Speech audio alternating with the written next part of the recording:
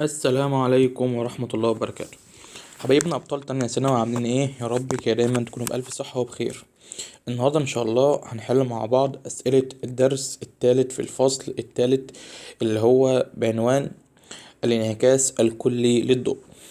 الدرس بتاع النهاردة أسئلته جميلة جدا وبسيطة جدا، بس محتاج منك إن أنت تديني شوية اهتمام وشوية تركيز، وتصلي بينا على النبي وتسمي الله وتقرأ آية الكرسي والمعوذتين وسورة الإخلاص، بحيث إن ربنا يبارك لك في المعلومة اللي هتسمعها مني إن شاء الله.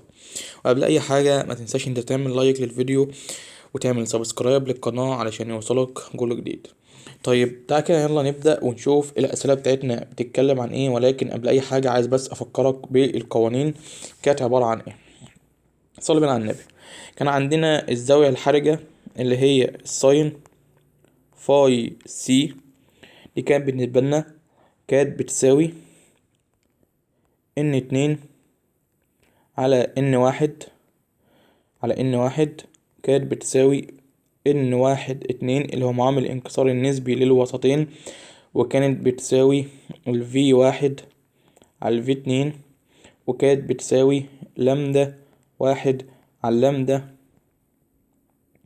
2، وكانت كمان بتساوي ساين زاوية ساين الزاوية الحرجة في الوسط الأول على ساين الزاوية الحرجة في الوسط التاني. ماشي. وده كله كان بالنسبة لنا بيحصل امتى؟ ده لو كان عندي اهو، لو عندي وسطين غير الهواء. طب يا مستر لو كان عندي وسط مع الهواء، لو كان عندي يا صديقي وسط مع الهواء كنا بنقول، بص كده معايا، لو وسط مع الهواء كنا بنقول ايه؟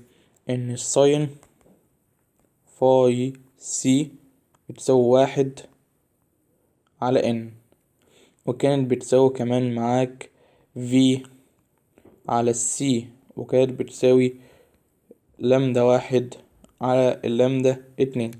وطبعا ما تنساش قانون سنيل، القانون الأهم عندك قانون ايه؟ قانون سنيل، ان 1 ساين زاوية السقوط بتساوي ان 2 ساين زاوية الايه؟ الانكسار. طبعا دي السقوط الأولى، دي السقوط اللي هي الفاي، ودي التانية اللي هي الانكسار اللي هي السيتا. أنا عكسته، زاوية الانكسار. ماشي. دي كان بالنسبة لك القوانين بتاعتك، لازم انت تكون فاهمها كويس. علشان ايه؟ علشان لما نيجي نشتغل لازم تبقى قدام عينك. طيب تعالى كده يلا نشوف أول سؤال معانا بيقول ايه. بيقول لك هنا: لكي يحدث انعكاس كلي لشعاع ساقط من وسط أكبر كثافة إلى وسط أقل كثافة يجب أن تكون ايه؟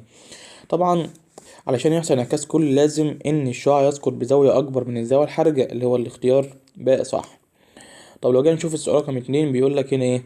الشكل المقابل الشكل المقابل يوضح سقوط 4 أشعة ضوئية على قرص نصف دائري من زجاج معامل انكساره 1.5. أي من هذه الأشعة يحدث له انعكاسا كليا؟ بص صلي على النبي. انا علشان دلوقتي اقدر احدد مين اللي هيحصل له انعكاس كلي، فلازم في البدايه اجيب الزاويه الحرجه عشان اقارن زاويه السقوط بالزاويه الحرجه. يبقى الموضوع كله بالنسبه لي هنا ان انا هجيب الزاويه الحرجه من معامل الانكسار اللي عندي، وهقارن زاويه سقوط كل شعاع بالزاويه الحرجه. لو كان زاويه السقوط اقل من الزاويه الحرجه فهتنفذ وتنكسر. لو كانت زاويه السقوط بتساوي الزاويه الحرجه فهينكسر مماثلا للسطح الفاصل، يعني هينكسر عن زاويه 90 درجه. ولو كان زاوية السقوط أكبر من زاوية الحركة فده اللي هيحصل له انعكاس كلي، وده الشعاع اللي هو عايزه. ماشي. ده الشعاع اللي هو عايزه. فهنجيب الزاوية الحركة. طبعا أنا عندي وسط مع الهواء، فهقول إن الساين فاي سي هتساوي 1 على n، يعني أكني بقول 1 على 1.5. هتروح على الآلة الحاسبة تعمل شيفت ساين 1 على 1.5، هتطلع معاك إن الزاوية ب41.8. دي مين؟ دي الزاوية الحرجة اللي هي الفاي سي. يبقى الزاوية الحرجة اللي هي الفاي سي 41.8. طب يلا هنبدأ بقى نقارنها بزوايا السقوط. لو جينا نشوف الشعاع رقم واحد، فالشعاع رقم واحد ده سقط عمودي. طب الشعاع لما يسقط عمودي بينفذ على الاستقامة ومش بيحصل له أي انعكاس كلي. طيب لو جينا نشوف الشعاع رقم اتنين، الشعاع رقم اتنين عامل لك هنا زاوية معاه مقدارها 60 درجة، اللي هي الزاوية دي. طيب الزاوية دي 60 درجة، هل دي زاوية السقوط؟ لأ، أنا زاوية السقوط بتاعتي اللي ما بين الشعاع والعمود، اللي هي دي المكملة 90. إذا زاوية السقوط بتاعتي كام؟ 30. يلا قارن زاوية السقوط بالزاوية الحرجة، هتلاقي إن السقوط أقل من الحرجة. لو السقوط أقل من الحرجة إذا كده الشعاع بينفذ وينكسر، مش بيحصل له انعكاس كلي. إذا برضه الشعاع اتنين مش نافع. طب لو جينا نشوف الشعاع رقم تلاتة، الشعاع رقم تلاتة اهو عامل زاوية مع السطح مقدارها 30. ماشي، اذا زاويته مع العمود مقدارها كام؟ مقدارها 60. طب يلا قارن السقوط بالزاوية الحرجة، هتلاقي ان الزاوية الحرجة 41 والسقوط 60. اذا السقوط اكبر من الحرجة. اذا الشعاع ده هو الوحيد اللي هيحصل له انعكاس كلي لايه؟ انعكاس كلي للضوء، اللي هو الشعاع رقم 3. طب لو جينا نشوف السؤال اللي بعده، بيقول لك هنا ايه؟ الجدول المقابل يوضح معاملات الانكسار المقابلة لثلاثة أوساط x y z، فإنه يمكن أن يحدث انعكاس كلي للضوء عند انتقاله منين لفين. طب بص، أنا عارف إن الضوء بيحصل له انعكاس كلي لما بينتقل من وسط أكبر كثافة إلى وسط أقل كثافة. تمام، قلت لي تمام. طب دلوقتي لو جيت أرتب معاملات الانكسار، فهتلاقي إن z هو أكبرهم، بعد كده y، بعد كده x. هيحصل عندي انعكاس كلي لما الشعاع يجي من زد لواي، ماشي، او يجي من واي لاكس، ماشي، او يجي من زد لاكس. فانا هدور على حاجه من الثلاثه دول، اما ان الشعاع يجي من زد لواي، او من واي لاكس، او من زد لاكس. طبعا اول واحده بيقول لك من اكس لواي، لا ده هي لازم تكون من واي لاكس مش من اكس لواي، اذا ده ما ينفعش. طب اتنين او بقى بيقول لك من الوسط اكس للوسط زد، لا ده لازم العكس، من زد لاكس، مش من اكس مش من اكس لزد. طيب تلاتة بيقول لك من واي لزد، من واي لزد. لو اخدت بالك بيقول لك هنا لازم يكون من زد لواي وليست العكس، اذا برضو الجيم ما ينفعش. اذا ده اللي هو الصح، اللي بيقول لك من الوسط زد للوسط واي. طيب لو جينا نشوف السؤال اللي بعد كده، بيقول لك هنا أي من الأشكال التالية يوضح المسار الصحيح لشعاع ضوئي يسقط على قطعة زجاجية نصف دائرية، حيث الفاي سي هي زاوية الحرجة. يعني بيقول لك إن الشعاع ساقط بزاوية حرجة. طب الشعاع لو ساقط بزاوية حرجة لازم ينكسر ممسا، لازم ينكسر ممسا. ده ما انكسرش ممس، ده نفذ. يبقى ده مش الصح. ده انكسر ممس اهو، ولكن خد بالك هنا جايب لك الزاويه الحرجه فين؟ ما بين الشعاع والسطح، وانت لازم زاويتك تكون ما بين الشعاع وعمود، اذا ده برضو غلط. ده انكسر ممس اهو، والزاويه بتاعتك ما بين الشعاع والسطح، اذا ده الوحيد اللي بيمثل وقوع الزاويه الايه الحرجه. طب لو جينا نشوف السؤال رقم 5، بيقول لك هنا أكبر زاوية انكسار لشعاع ضوئي سقط على الماء، سقط من الماء الذي معامل انكساره 4/3 إلى الهواء. طبعا أكبر زاوية انكسار بتحصل هي مقدارها كام؟ 90 درجة. طيب لو جينا نشوف رقم 6، بيقول لك هنا إيه؟ تتوقف الزاوية الحرجة بين وسطين على، طبعا هي تتوقف بين وسطين على معامل انكسار المطلق للوسطين، اللي هو الاختيار ج صح. طب 7 بيقول لك هنا أي الأشكال البيانية التالية يمثل العلاقة بين جيب الزاوية الحرجة اللي هي ساين فاي سي لعدد من الأوساط الشفافة كل منها مع الهواء. مادام قال لك إن هي مع الهواء، إذا أنت عندك الساين فاي سي دي كانت بتساوي 1/n. يعني ايه 1/n؟ يعني العلاقة عندك بين الساين فاي سي والN دي علاقة عكسية، اللي هو الاختيار ج صح. طب لو جينا نشوف السؤال رقم 8، بيقول لك هنا ايه؟ سقط شعاع ضوئي من الهواء، ركز كده، بيقول لك ان هو سقط من الهواء، يعني n1 بتساوي 1، لو معامل انكسار الهواء بتساوي 1 على سطح سائل بزاوية سقوط 30. اذا دي زاوية السقوط اللي هي الفاي ب30، فكانت زاوية انكساره في السائل هي 22، السيتا ب22. عايز الزاوية الحركة. تعالى كده نروح نحل السؤال ده. اطلع كده. انا طبعا هنا بيقول لك ايه؟ ان معامل انكسار الهواء اللي هو n1 ب1، وان كان زاوية السقوط في الهواء ب30، وإن زاوية الانكسار في الوسط 22. هو عايز ايه بقى؟ عايز منك دلوقتي انك تجيب له الزاوية الحرجة اللي هي الساين فاي سي. ماشي، هتكون بكام؟ طب صلي على النبي، انت مش دلوقتي قلت ان انت عندك وسط مع الهوا؟ قلت لي اه. طب انا لو كان في عندي وسط مع الهوا، لو في عندي وسط مع الهوا، اذا هنستخدم القانون ده ان ساين فاي سي بتساوي واحد على ايه؟ واحد على ان. يبقى دلوقتي انا كل اللي هعمله ان انا هقول لك ان الساين فاي سي بتساوي معاك واحد على ايه؟ ساين فاي سي هتساوي معاك واحد على ان. فانا دلوقتي ما عنديش الان، يعني انا عشان اقدر اجيب الفاي سي لازم اجيب مين؟ لازم اجيب الان. طب انا لازم اجيب الان اللي هو معامل انكسار الوسط اللي احنا هنعتبره هنا ان 2. ماشي. طب انا هجيب الان 2 ازاي؟ هجيب الان 2 من قانون سنيل اللي بيقول لك هنا ان واحد ساين زاوية السقوط بتساوي ان 2 ساين زاوية الانكسار. هو عايز ال n اتنين، فال n اتنين اللي مضروب فيه هقسم عليه، يعني هقسم على ساين سيتا.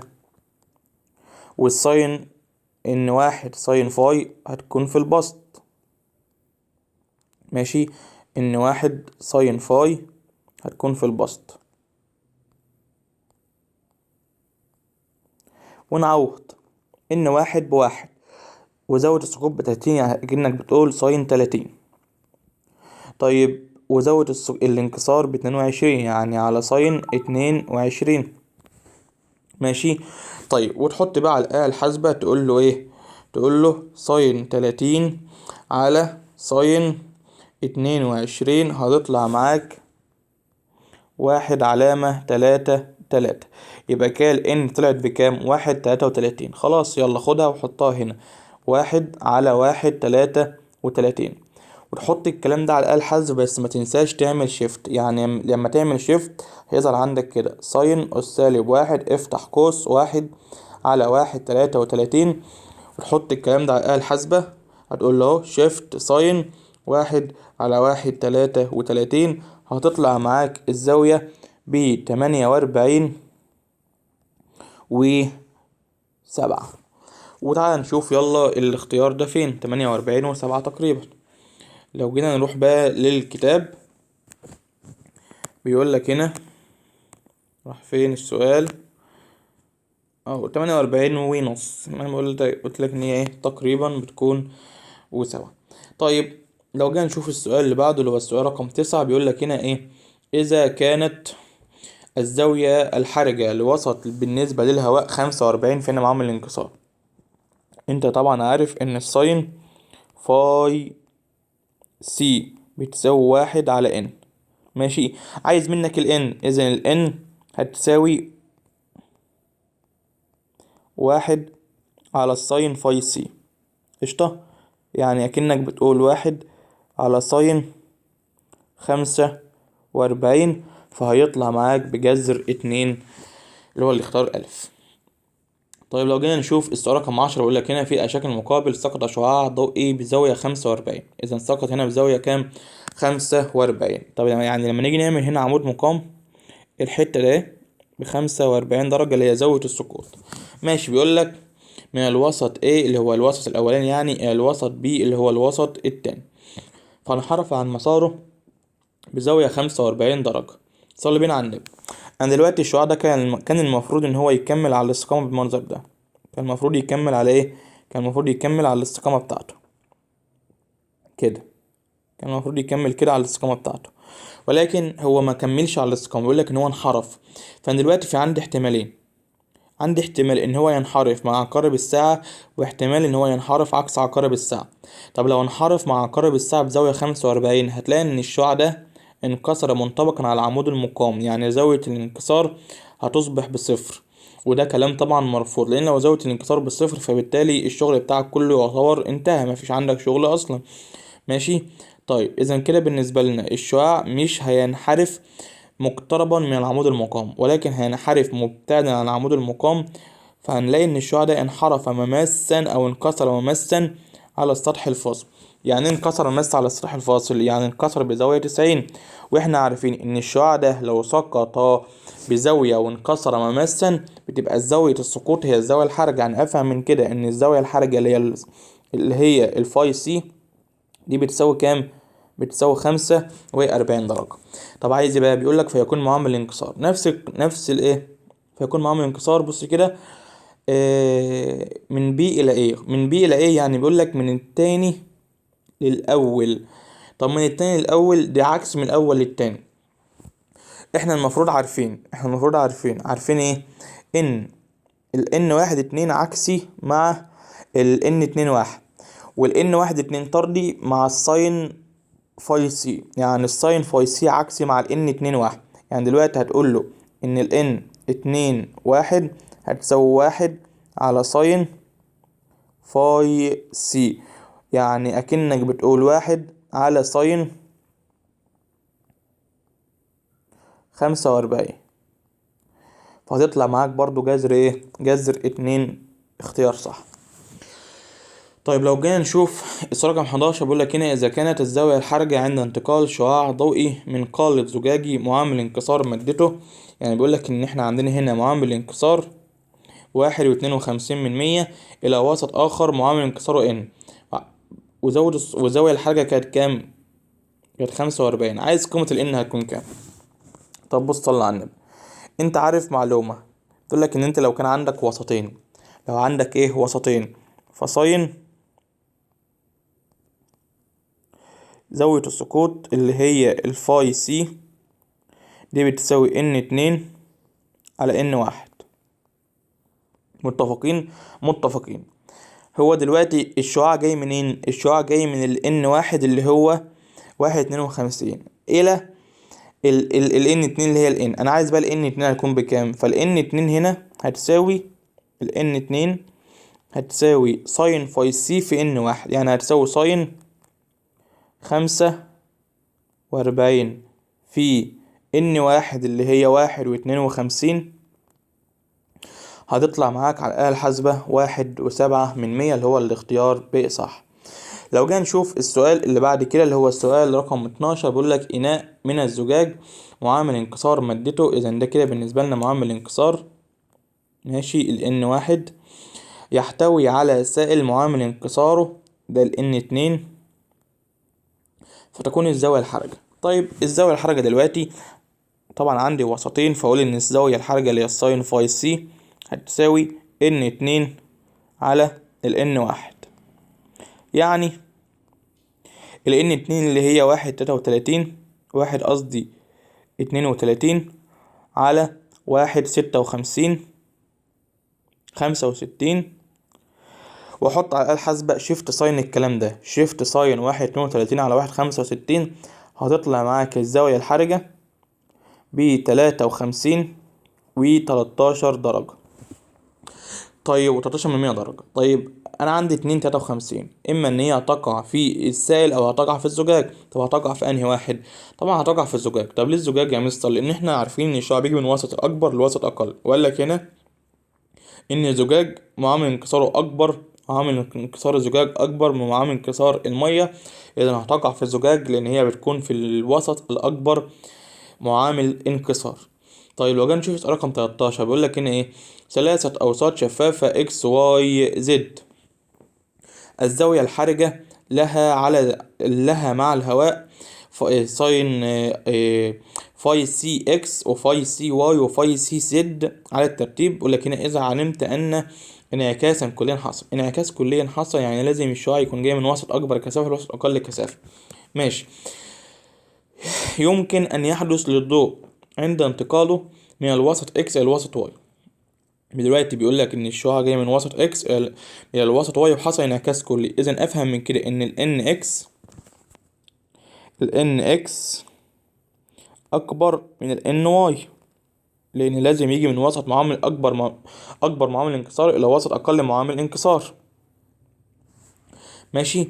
طيب وايضا عند انتقاله من الوسط واي الى الوسط زد، يعني افهم من كده ان الوسط واي كان معامل انكساره اكبر من معامل انكسار زد. اذا احنا كده بالنسبه لنا رتبنا معاملات الانكسار، وهو عايز الزوايا الحرجه هتكون ترتيبها ايه مع الهواء؟ طيب ما احنا عارفين ان الزاوية عكسي مع معاملات الانكسار، يعني افهم من كده ان الفاي سي بتاعة الاكس، والفاي سي بتاعة الواي، والفاي سي بتاعة الزد، هنعكس ايه؟ هنعكس العلامة بتاعتهم بس، لان العلاقة عكسية ما بين الزاوية والايه ومعامل الانكسار. فلما نيجي نبص هنلاقي ان الزاوية الحرجة بتاعة الزد اكبر من الواي اكبر من الاكس، اللي هو الاختيار د صح. طب لو جينا نشوف السؤال رقم 14، بيقول لك هنا أي الأشكال التالية يمثل ظاهرة الانعكاس الكلي للضوء؟ طبعا عشان يحصل انعكاس كلي للضوء يا شباب لازم إن الشعاع يجي من وسط أكبر كثافة إلى وسط أقل إيه؟ إلى وسط أقل كثافة.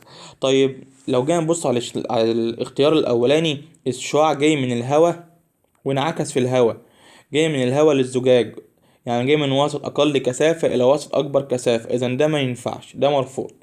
طب الشعاع مثلا جيم ده سقط على مرآة، وهو لازم يسقط على سطح فاصل وليس سطح عكس. نفس الحوار ده سقط على مرآة، إذا هو لازم يسقط على سطح فاصل وليس سطح عكس. إذا مفيش عندي غير مين؟ غير الاختيار باقي هو الاختيار الصح. لو جيت أشوف السؤال رقم 15، بيقول لك هنا إذا كان سرعة الضوء في الهواء، دي السرعة دي السرعة فين؟ السرعة في الهواء اللي احنا بنرمز لها بالرمز السي، ماشي، وسرعته في وسط اللي هي في، فإن الزاوية الحرجة هتكون بكام؟ ما أنا عارف إن الزاوية الحرجة بتساوي في سي على الفي، بتساوي سي على الفي مش العكس، بتساوي سي على الفي.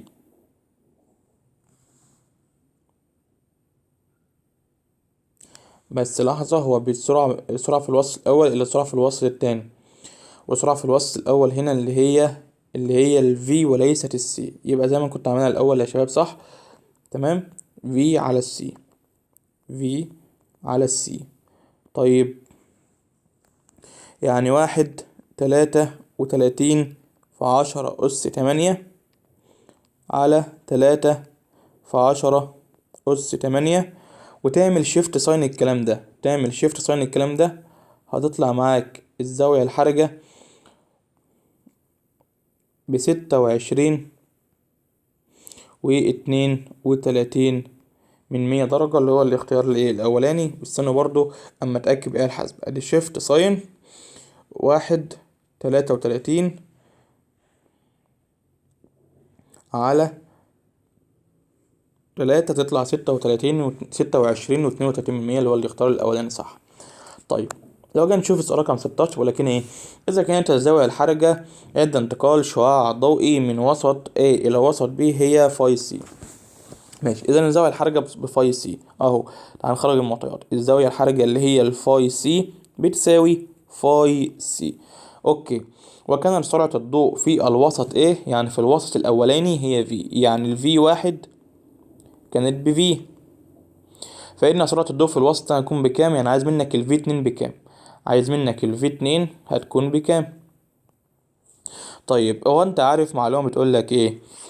بتقولك ان الساين فاي سي هتساوي في واحد على الفي اتنين. انا عايز الفي اتنين، اذا الفي اتنين هتساوي في واحد على الساين فاي سي، والفي واحد بفي، والساين فاي سي بساين فاي سي. اذا الاختيار عندك هيكون ايه؟ الاختيار ده الصح. ماشي.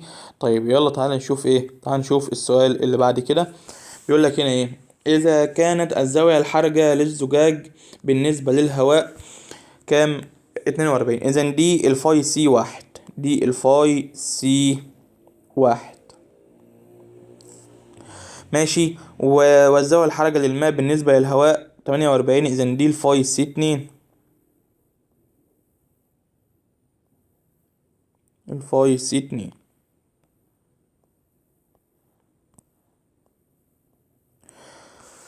فإن معامل الانكسار النسبي من الزجاج للماء، يعني عايز منك ال N واحد اتنين هتساوي كام؟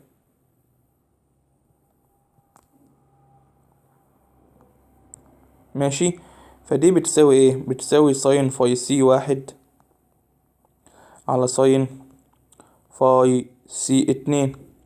يعني اكنك بتقول ساين 42 على ساين 48، وتحط الكلام ده على الآلة الحاسبة يطلع معاك كام؟ 9/10. طيب المطلوب التاني عايز منك الزاوية الحرجة بين الزجاج والماء. يعني عايز منك الزاوية من الوسط الأول برضو الوسط التاني. فانت عارف معلومة بتقولك ايه؟ ان الان من الوسط الأول للوسط التاني بتساوي ساين فاي سي. ده من القانون عندك. يعني اكنك بتقول ايه؟ ان الساين فاي سي بتساوي 9/10. لما تعمل شيفت ساين الكلام ده، تعمل شيفت ساين 9/10، شيفت ساين 9/10، هيطلع عندك 64.16 اللي هو الاختيار جيم. طب لو جينا نشوف السؤال رقم 18، بيقول لك هنا ايه؟ شعاع من ضوء، طوله الموجي إيه؟ الطول الموجي له فيه وسطين اكس وواي على الترتيب. الطول الموجي بتاع اكس اللي هو اللامدا اكس ب5500، والطول الموجي بتاع واي ب4000. ماشي. بيقول لك فين الزاوية الحرجة. طب ما احنا عندنا قانون بيقول لك ايه؟ الزاوية الحرجة ساين فاي سي هتساوي لامدا 2 اللي هي لامدا، يعني لامدا واحد قصدي، اللي هي لامدا اكس، على لامدا 2 اللي هي ايه؟ لامدا واي. طب اللامدا اكس بكام؟ 5500. طب اللامدا واي بكام؟ 4000. بنحط الكلام ده بقى على الآلة الحاسبة، تحط شيفت ساين 5500 على 4000، هتطلع معاك الزاوية 46.66. طب لو جينا نشوف السؤال رقم 19 بيقول لك ايه؟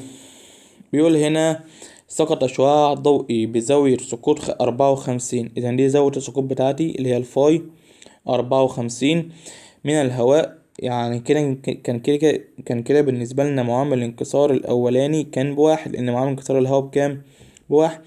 ماشي. على سطح مادة شفافة للضوء، فانعكس جزء منه وانكسر جزء آخر، بحيث كان الشعاع المنعكس عمودي على الشعاع المنكسر، فتكون الزاوية الحرجة بكام مع الهواء؟ بص صلى على النبي. انا عشان نحل السؤال ده لازم نروح في صفحة فاضية خالص، عشان الموضوع محتاج رسم. بيقول لك اول حاجة ان كان زاوية السقوط ب54. ماشي. وكان الان واحد بتساوي واحد، وعايز منك الفاي سي هتكون بكام مع الهواء.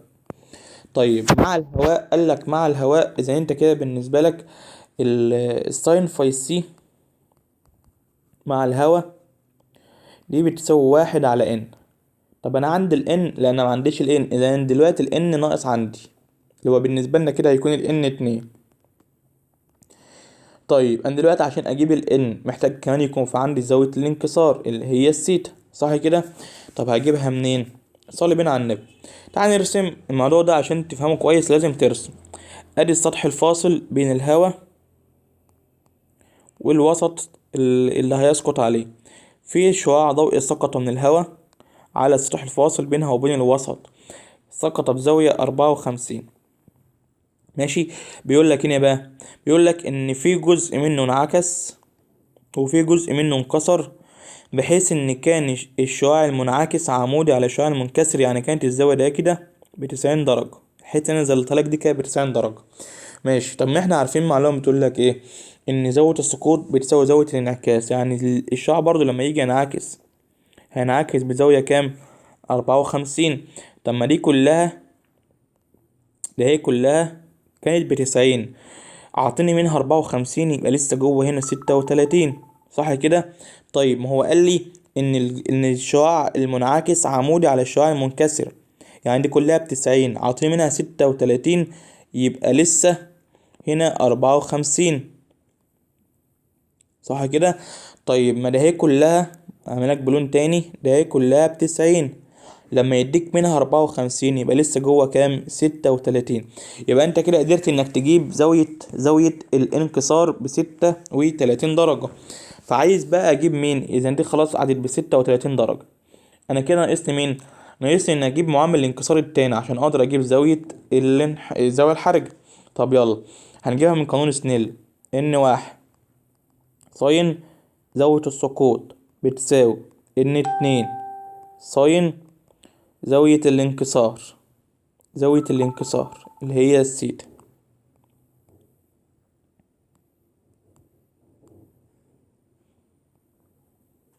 صعب الكلام ده؟ قلت لي لا. طب انا عايز الN2، يبقى هضرب طرف لوحدها اللي مضروب في اقسم عليه، يعني انا هقسم دلوقتي على الساين زاوية الانكسار اللي هي ساين 36، وفوق هيبقى عندك واحد اللي هو عامل الانكسار الاولاني ساين زاوية السقوط اللي هي 54، وتحط الكلام ده على الآلة الحاسبة، تقوله دلوقتي على الآلة الحاسبة ساين 54 على ساين 36 هيطلع معاك 1/3.7/6.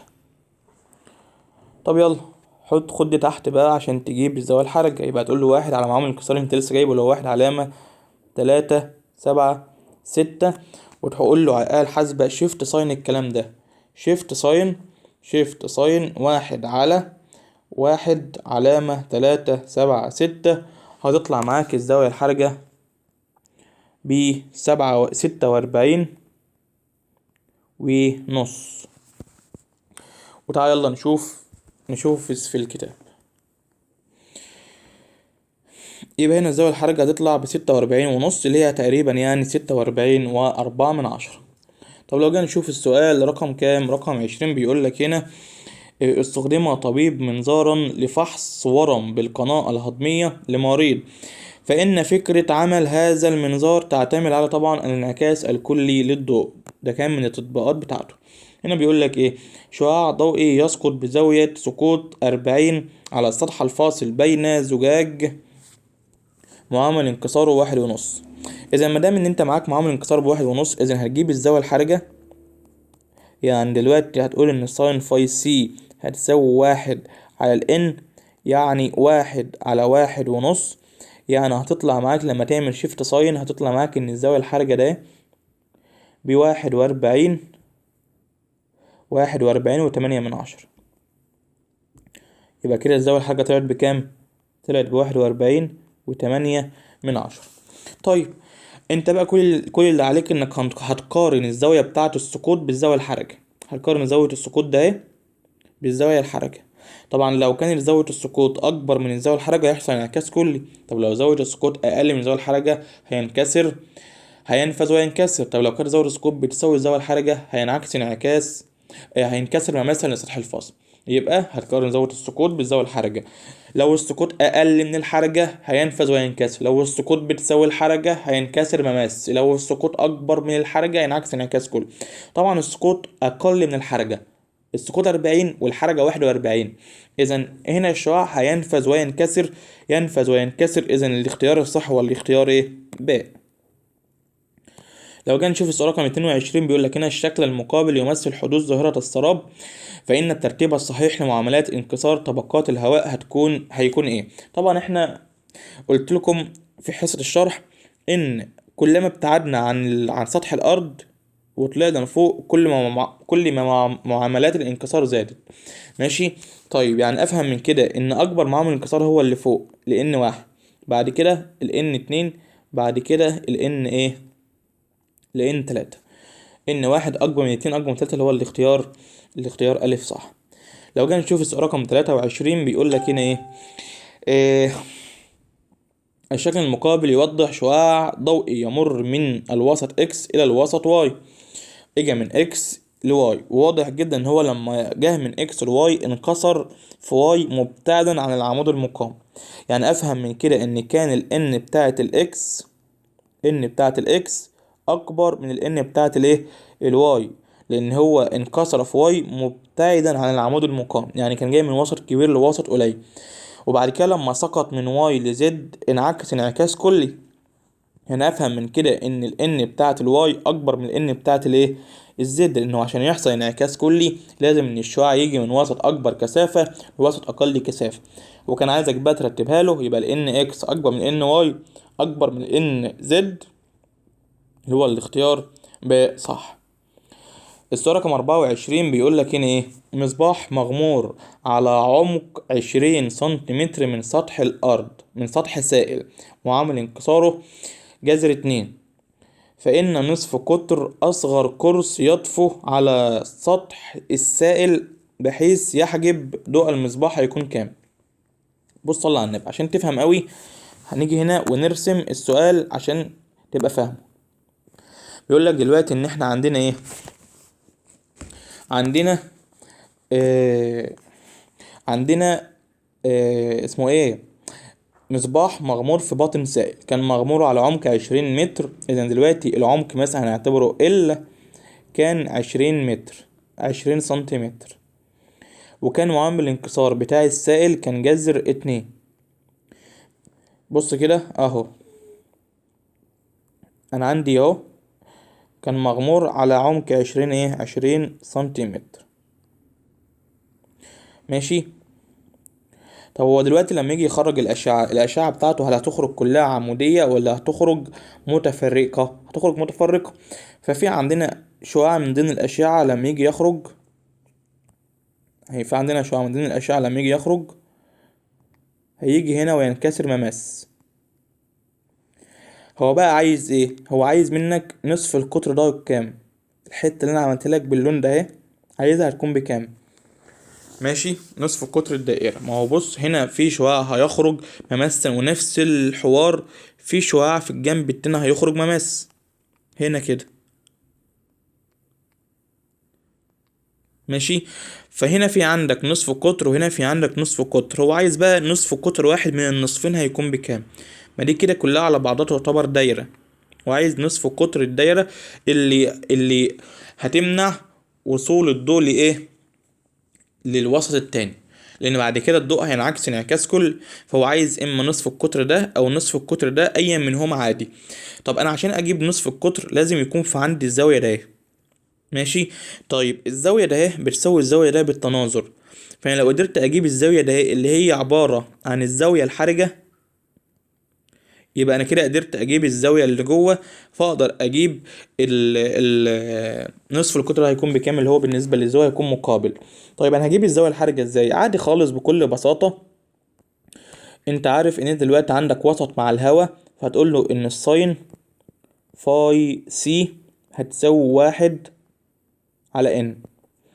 طيب يعني اكنك بتقول 1/2، وتقوم عامل شيفت ساين على الآلة الحاسبة، تعمل على الآلة الحاسبة ايه؟ شيفت ساين. يبقى هتقول هنا شيفت ساين، استنى بس الآلة الحاسبة تفتح. شيفت ساين 1/جذر ايه؟ على جذر 2.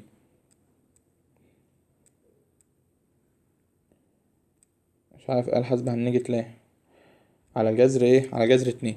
فتطلع معاك الزاوية ب45 درجة. تطلع معاك الفاي سي ب45 درجة، يعني دي ب45 درجة، يعني الحتة دي كمان بكام؟ ب45 درجة. يبقى انا دلوقتي بقى في عندي الزاوية وعندي المجاور للزاوية اللي هو ده زاوية، ودي مجاور لايه؟ للزاوية. ماشي. يبقى انا كده محتاج اجيب مين؟ محتاج اجيب المقابل.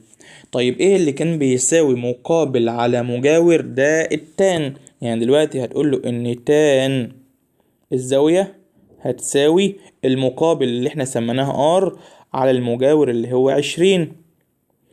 طيب انا عايز الار، اذا الار هتساوي تان الزاوية في 20، يعني 20 تان الزاوية 45. ونحط الكلام ده على الآلة الحاسبة. يبقى هنقول له هنا 20 تان 45،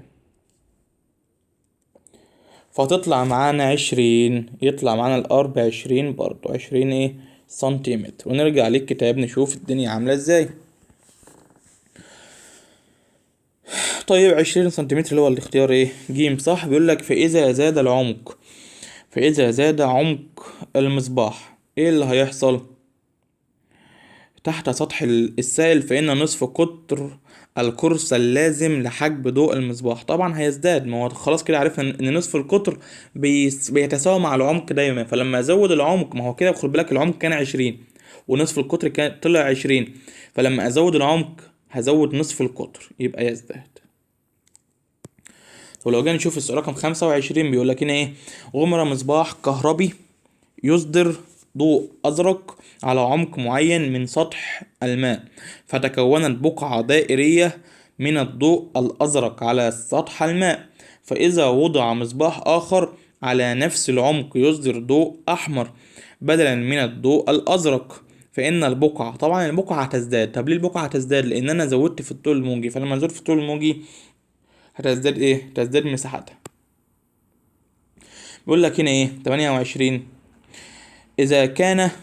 إذا كان معامل انكسار الزجاج أكبر من معامل انكسار البنزين أكبر من معامل انكسار المية، وكانت الزاوية الحرجة بين الزجاج والبنزين هي الفاي سي واحد، والزاوية الحرجة بين الماء والبنزين الزجاج والماء هي الفاي سي اتنين، فإن النسبة بين الفاي سي واحد والفاي سي اتنين. طبعا هو اول حاجه بيقولك بين الزجاج والميه، فمعاملات انكسار الميه اقل ماشي، اذا زاويه الحركه هنا هتكون كبيره. طيب وبعد كده بين الزجاج والماء، طب ما معامل انكسار الماء كبير، اذا الزاويه الحركه بتاعت الميه هتكون ايه؟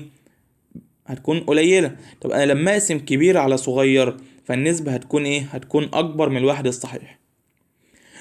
طب في السؤال 27 بيقول لك ايه، في الشكل المقابل اذا كان معامل انكسار مادة المنشور 1.5. طب لو كان معامل انكسار مادة المنشور 1.5، اذا كده لما اجي اجيب الزاوية الحرجة اللي هي الساين فاي سي تساوي 1/n، يعني اكني بقول 1/1.5، ولما اعمل شيفت ساين الكلام ده هتطلع ان الفاي سي ب41.8. طب انا كده جبت الزاوية ايه؟ الزاوية الحرجة. عايز ايه بقى؟ بيقول لك فان الشعاع الساقط على الوجه AB ينفذ بزاوية 45. هو عموما الشعاع ساقط عمودي، الشعاع ده ساقط عمودي. طب لما يسقط عمودي هينفذ عمودي، يعني هينفذ بزاوية 90 درجة عادي، يبقى ينفذ بزاوية خروج كام؟ 90 درجة. بس لحظة، هو هنا المقصد من كلمة ينفذ ان هو يخرج بره المنشور، يخرج بره المنشور. طب هو مش هيخرج بره المنشور اصلا، لان احنا لو جاي نشتغل امسح دي كده، هو مش هيخرج بره المنشور. وكبر دي معايا كده، هو مش هيخرج بره المنشور لان هو هيحصل له انعكاس كله جوه المنشور. طب انت عرفت منين؟ عادي خالص، بص كده معايا، يلا كمل ده على استقامته، ده شعاع ساقط كمله على استقامته، اعمل هنا عمود مقام، دي 90 زي اللي بره، ودي 45، اذا ده هي كمان 45 عشان يبقى مجموعهم كله 180، اذا هو ساقط هنا بزاوية كام؟ 45. وزاوية السقوط هنا اكبر من زاوية الحركة، لان الزاوية الحركة اللي احنا جبناها كانت 41.8، 41 وايه و8. اذا كده زاوية السقوط اكبر من زاوية الحركة، اذا هيحصل له انعكاس ايه؟ هيحصل له انعكاس كلي في نفس الوسط بزاوية 45. اذا هو مش هينفذ، ده هو هيحصل له انعكاس كلي فين؟ في نفس الوسط، اللي هو الاختيار د صح. طيب في مطلوب تاني بيقول لك هنا ايه، اذا كان معامل انكسار مادة المنشور جذر 2 فإن الشعاع الساقط على AB. إذا هنا محتاج أجيب الزاوية الحرجة للمرة التانية، هنجيب الزاوية الحرجة للمرة التانية، يعني هتساوي الساين فاي سي هتساوي 1/2، وأعمل على الآلة الحاسبة شيفت ساين 1/2، شيفت ساين 1/2.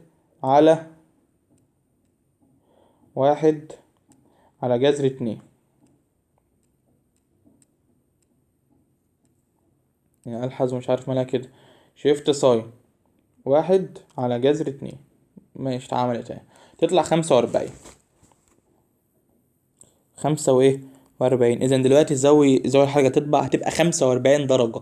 طب لو كانت الزاوية ب45 درجة زاوية الحركة، واحنا قلنا هنا ان زاوية السقوط ب45 درجة، اذا لما تكون زاوية السقوط بتساوي الزاوية الحرجة الشعاع هينكسر مماثل. اذا كده انت فهمت من ايه؟ فهمت ان زاوية السقوط بتساوي الزاوية الحرجة اللي هي الفاي سي. زاوية السقوط داخل المنشور بتساوي الزاوية الحرجة اللي هي الفاي سي. اذا الشعاع هينكسر مماثل اي ينفذ مماثل لهذا الوجه. طيب لو جينا نشوف السؤال رقم 28 بيقول لك هنا ايه؟ في اشكال المقابل ماذا يحدث للشعاع الضوئي عند زيادة زاوية السقوط اللي هي الفاي؟ طب انا لما هزود خد بالك من حاجه، انت كده بالنسبه لك الشعاع وهو ساقط بزاويه فاي انكسر مماس. طب لما ازود زاويه السقوط اكتر من فاي هينعكس انعكاس كلي. طب لما ينعكس انعكاس كلي هينعكس في المسار اللي هو بي زد. ماشي. طيب لما ينعكس في المسار بي زد اذا هتزداد شده شعاع البي زد، تزداد شده الشعاع ايه بي زد، لان هينعكس في المسار ده. ماشي. طيب لو جينا نشوف السؤال اللي بعده 29 بيقول لك ايه؟ ما الضوء الذي له اقل زاوية حرجة عند انتقاله من الزجاج الى الهواء؟ طبعا الضوء اللي هيكون له اقل زاوية حرجة اللي هو اللي هيكون اقل في الطول الموجي، لان الطول الموجي ذو الحركة العلاقة طردية، يبقى الاقل طول الموجي اللي هو مين؟ البنفسجي. طب 30 بيقول لك ايه؟ إذا سقطت حزمة من أشعة الضوء الأبيض على السطح الفاصل بين الزجاج والهواء فانكسر الضوء الأخضر مماسا، يعني الضوء الأخضر سقط بزاوية حرجة فانكسر مماس للسطح الفاصل كما بالشكل، فإن الأشعة الضوئية التي تنفذ إلى الهواء هي إيه؟ طبعا اللي هتيجي بعد الأخضر، يعني ما دام ان الاخضر انكسر مماس اذا اللي هينفذ الهواء اللي هيجي بعد الاخضر اللي هو مين؟ ما انت كان عندك بص كده الوان الطيف كان احمر، بعد كده برتقالي، بعد كده اصفر، بعد كده اخضر. الاخضر بقى انكسر مماس، اذا مين اللي هينفذ؟ التلاتة دول اللي هما الاحمر والبرتقالي والايه والاصفر، اطوال الموجية الكبيرة اللي هو الف صح. طب لو جينا نشوف السؤال رقم 31 بيقول لك هنا ايه؟ بيقول لك هنا سقط شعاع ضوئي من الهواء بزاوية سقوط فاي. ماشي. سقط بزاوية سقوط فاي على ليفة ضوئية معامل انكسارها 1.7. إذا ده ال N بتاع معامل الانكسار بتاع الليفة، فانكسر ثم انعكس انعكاسا كليا بالمنظر ده. ماشي. عند النقطة C بزاوية انعكاس 60 كما بالشكل المقابل، فإن زاوية السقوط فاي هيكون بكام؟ عايز منك زاوية السقوط فاي هيكون بكام؟ طب انت بص صلي على النبي، كبر كده ده. انت علشان تجيب زاوية السقوط فاي لازم يكون في عندك الحتة ده، متفقون؟ اللي هي زاوية الايه؟ زاوية الانكسار. طبعا احنا عارفين ان ال N1 اللي هو الهوا بواحد، وهو جاب لي ال N2 بكام؟ ب1.7. ماشي. وهو عايز منك الفاي هتساوي كام؟ يبقى انت لازم يكون في عندك ايه؟ لازم يكون في عندك السيتا. طب صلي بينا على النبي قول عليه الصلاة والسلام. انا دلوقتي الشعاع انعكس ب60 اذا سقط بكام؟ ب60 صح كده؟ وده هي كلها كانت ب90 يبقى جوه هنا 30. ماشي. اذا جوه هنا هتكون كام؟ هتكون 30.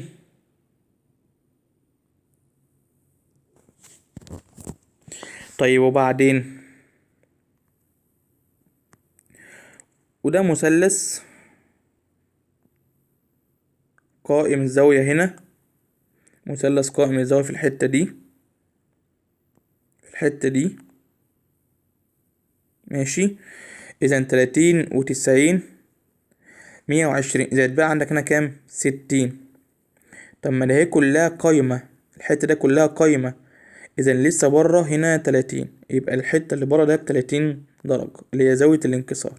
زي ما قلت لك هنا ان الحتة اللي جوه ده الزاوية الباقية من المثلث هتكون 60، وده كلها كانت 90، اذا لسه بره هنا كام؟ 30. اذا زاوية الانكسار ب30 درجة. اوكي. حتى بقى من قانون سنيل عادي، ان واحد ساين زاوية السقوط بتساوي ان 2 ساين زاوية الانكسار، وتجيب زاوية الانكسار بسرعة واحدة وتشتغل عادي. اللي مضروب فيه اقسم عليه، يعني انا هقسم دلوقتي على ان 2 اللي هي 1 و7، والان 1. لحظة، هو كان عايز ايه اصلا؟ كان عايز منك زاوية السقوط مش زاوية الانكسار، عايز منك زاوية السقوط. خلاص، الان 1 كده كده ب1، وزاوية السقوط اللي هي ساين 5، اذا نعوض على طول مفيش اي مشكلة. يبقى تقول له 1 و7 ساين 30. تعمل على الآلة الحاسبة شيفت ساين الكلام ده، تقول له شيفت ساين 1 علامة 7، شيفت ساين 1 علامة 7 ساين 30، تطلع معاك 58. يبقى تطلع معاك الزاوية ب58 تقريبا و2 من 10. فين 58؟ اهي 58 و2 من 10. طيب، لو جينا نشوف اخر سؤال معانا في الاسئلة الاختيارية وكده، يبقى لنا كده يعتبر داخلين في الساعة اهو.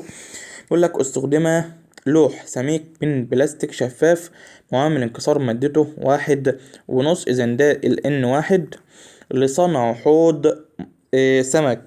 فإذا سقط شعاع ضوئي قادم من سمكة تسبح في ماء معامل انكساره إذا ده الN 2 بزاوية سقوط 35، إذا دي الفاي على لوح البلاستيك كما بالشكل، فإن الزاوية التي سينفذ بها الشعاع للهواء، الزاوية اللي الشعاع هيخرج بيها. بص كده، صلى على النبي. هو دلوقتي الشعاع هينكسر، طبعا هو جاي من مية، يعني جاي من وسط أقل كثافة راح لوسط أكبر كثافة، لأن هو هنا قالك إن معامل انكسار البلاستيك 1.5، ومعامل انكسار المية 1.33. طب الشعاع لما يجي من وسط أقل كثافة لوسط أكبر كثافة هينكسر مقتربة من العمود المقام كده. بعد كده لما يجي هنا يبقى جاي من وسط اكبر لوسط اقل فينكسر مبتعد عن العمود المقام كده. هو عايز منك بقى الزاويه ده بكام، اللي هي سيتا ده. طب انا عشان اجيب الزاويه سيتا، يعني انا دلوقتي عشان اجيب الزاويه سيتا لازم يكون في عندي الزاويه ده موجوده، وعشان اجيب الزاويه ده لازم يبقى في عندي زاويه الانكسار الاولى موجوده. طيب، هجيب زاويه الانكسار الاولى عادي بكل بساطه، وهي هتساوي اللي فوق ده بالتناظر. طب هجيبها منين؟ من قانون سنيل. يبقى هقول له هنا قانون سنيل عشان اجيب زاويه الانكسار الاولى جوه البلاستيك، ان 1 ساين زاويه السقوط هتساوي ان 2 ساين زاويه الانكسار الاولى. ماشي، ودي زاويه السقوط الاولى، لان هيبقى في عندي زاويه سقوط تانية اللي هي جوه البلاستيك. الان 1 كانت بكام؟ ب1.33. ساين زاوية السقوط الأولى قالك إن هي ب35، ده كله بيساوي إن 2 اللي هي ب1.5 ساين سيتا 1 اللي أنا عايزها. إذا هتقول له هنا إن الساين سيتا 1 هتساوي 1.33 ساين 35 على 1.5، وتعمل شيفت ساين الكلام ده. يعني هتقول له على الآلة الحاسبة شيفت ساين، شد خط شرطة الكسر بتاعتك 1.33 ساين